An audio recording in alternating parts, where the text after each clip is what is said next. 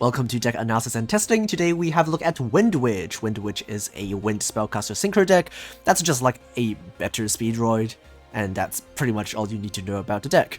The deck can make the same boss monsters as speed droids but more consistently and plays through more interruption because they just have a better skill.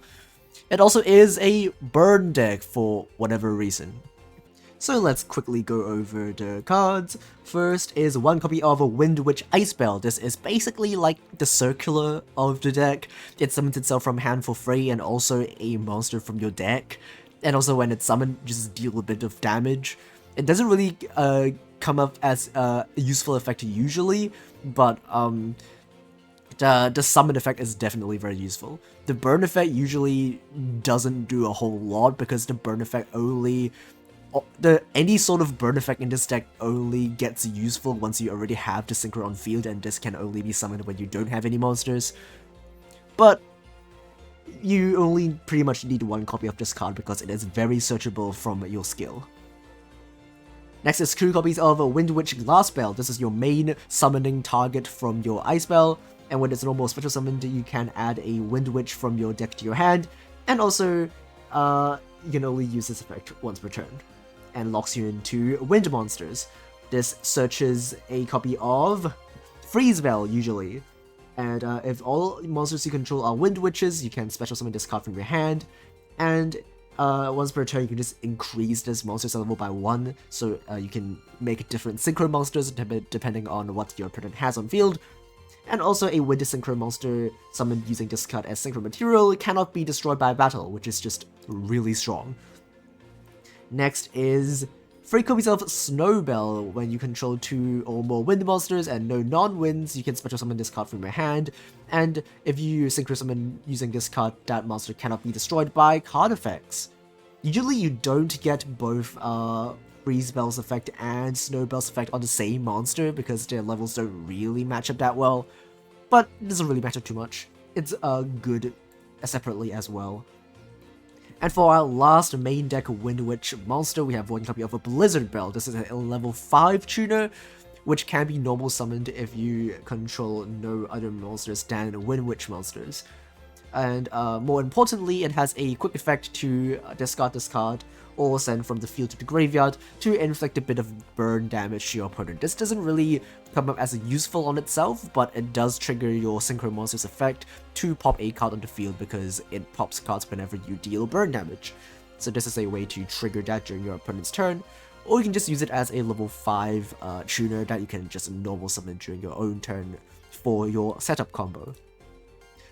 We're actually playing 3 copies of a Speedroid Fukimodoshi Piper. Any no-gem format enjoyers know that this card is absolutely busted because it helps you make a really strong no-gem synchro monster in Speedroid Kite Drake, which is basically a better Black Rose Dragon.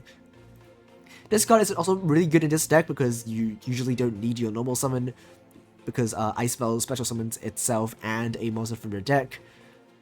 And this card is basically like a Pot of Duality. It lets you look at the top 3 cards of your deck. You can choose 1 to add to your hand and then put the rest back to your deck. And the reason why you usually open 3 cards is because you will usually have a level 7 Synchro in your Winter Bell, and then 2 other monsters, one Snow Bell and usually 1 Freeze Bell, and that will be 3 other wind monsters for you to use the effect of Piper. And that will activate the top 3, and it's basically like Pot of Duality. And that helps you get into non-engine, which is really useful. And the non-engine we were playing is 2 Eclipse, which is from the same box, and 3 copies of Time-Space Trap Hole, which is really good in this meta, especially when Alluralisk are around and those can't be targeted by card effects, and this card just spins them back without even targeting. Finally, we have 3 copies of WINDWITCH Chimes. This is also a WINDWITCH card, and we're playing 3 copies alongside our Snowbell because our skill can shuffle it back to search any WINDWITCH monster. This card is also really good in itself. It special summons a WINDWITCH monsters from your deck when you control another WINDWITCH. And that really helps you play through disruptions. When your opponent negates some of your monster effects, you can just use this card to summon from deck and keep comboing, depending on what they negate. For the extra deck, it's all wind monsters because your monsters will lock you into winds. You're playing one copy of a WINDWITCH Winter Bell. This is a level 7 synchro that doesn't really do a whole lot. It deals a bit of burn damage, but you just use it as a synchro material to synchro on top of. You're gonna usually make a copy of Crystal Ring Synchro Dragon using that card plus a Snow Bell that you get from your skill. This card is really good, and it's a monster negate, it has a high attack, and it gets even higher if your opponent attacks it with a level 5 or higher monster. We're also playing a copy of WINDWITCH Diamond Bell alongside the Crystal Wing as our usual turn 1 setup. This card is a once per turn of pop when you deal damage to your opponent using a battle or card effect. It is also twice per turn if you use if you only use WINDWITCH monsters as material. But usually you would want to use it. You would only you would want to use a Piper as part of the material, so you usually don't get the twice per turn effect. But you're gonna realistically pop once per turn anyway, because the main way you're gonna deal damage is with a Blizzard Bell, and you need to send it to the graveyard to use it. And it's also once per turn, so usually you only get one pop anyway, so that's completely fine. And some other wind monsters we're playing are a high-speed roid Hagoita. This card's pretty good against Lyrilisk specifically, and also against decks like Star Seraph, against like a lot of Xyz decks in general. This card's really good because it messes up their levels. You can tribute this card as a quick effect and increase all monsters' levels by 1. And that kind of screws up any sort of Lyrilisk combos or Star Seraph combos, and yeah, it's just really good as an alternative that you can make in replacing one of your other turn 1 end bosses. Next is 2 copies of High Speed Roid Kite Drake. This card is really strong. As I said, it is a stronger Black Rose Dragon, but it can also be a Dark Ruler no more, basically.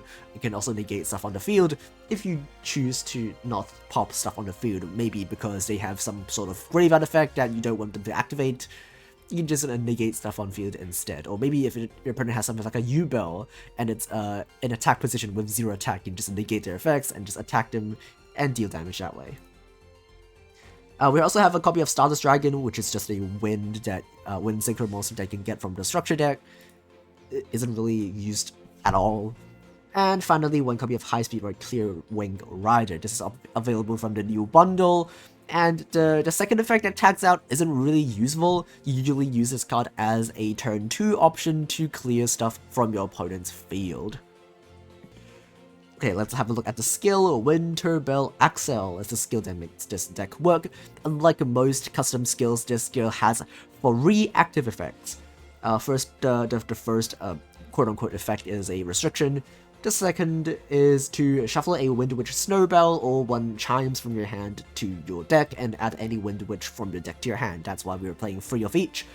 And you don't need to play 3 copies of Ice Bell because it is searchable with this effect. Next effect is to summon a Snowbell from your deck for free when you control a WINDWITCH Synchro monster, similarly to how the Speed Roid skill gives you a free dice, and that helps you make your Crystal Wing a lot easier. Finally, you can shuffle a tuner from the graveyard to the deck and add a WINDWITCH tuner from your deck to your hand. And notably, this shuffles any tuner, so if you're playing stuff like Effect Veiler, Ghost Mourner, you can shuffle that back to your deck as well, because those cards are tuners. And that helps you grab extra extension or play through your opponent's interruption if your opponent has any. Or you can grab a copy of Blizzard Bell and use it as a disruption in combination with your Diamond Bell during your opponent's turn to pop a card. Let's quickly have a look at the expensive version. We are basically just playing better staples and 3 copies of Ice Bell because it's really good. As you can see, we're playing 3 copies of Forbidden Droplet, 3 Book of Eclipse, which is really good in this meta, especially when Lyrilisk are running around. Ice Spell is just really good, so we're playing as many copies as we can, and instead we're playing just 1 copy of Piper, because it's technically not a WINDWITCH, and it does mess up some of your plays, but it is good in the free-to-play version to grab yourself non-engine. In the extra deck, it's mostly the same, but we're playing a copy of Cyber Slash for going first instead of you can make this instead of Diamond Bell if you draw enough back row. And also we're playing a copy of Clearwing Synchro Dragon as another form of Monster Negate, which is really good against some decks that just have tons of monster effects, especially those that use higher level monsters like Fleur, for example. Let's have a look at the replays. First game, we're against Luralisk, and admittedly, this Luralisk player I don't think knows what he's doing, and also he kind of bricked, but this game is just here to showcase what we aim to do turn 1. This is a 1-card combo, but a 2-card combo will make your end board significantly better. We're gonna grab ourselves a Ice Bell, going to summon a Glass Bell from deck, and then we're gonna add the Freeze Bell. Summon the Freeze Bell, we're gonna make our Winter Bell, and we're gonna play around DD Crow because I sense a delay after I make the Synchro Monster, so instead of dealing the burn damage, we're gonna immediately use the skill to shuffle back the tuner so that he can't DD Crow it.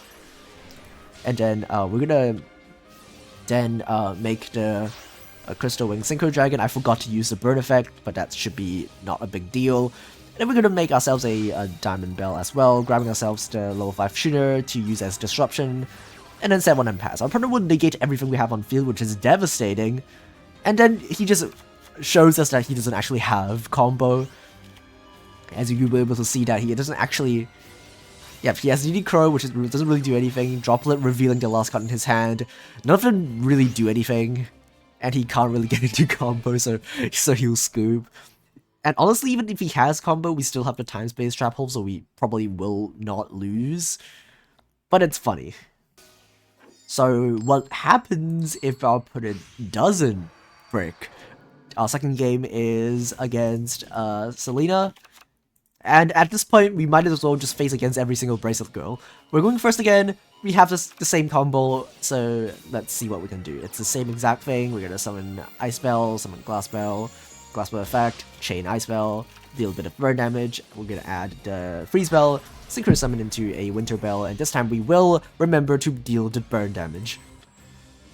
We're going to use the skill first to add a card to your hand to play around DD Crow, and then summon a third monster. We're going to remember to deal a burn damage, and then pipe her with 3 wins on field. We're going to reveal 3. We're going to add the back row to our hand. We're going to make a Crystal Wing, and then Stir Bell gives it the protection effect, and then we're going to make Diamond Bell with Freeze Bell giving it the protection effect.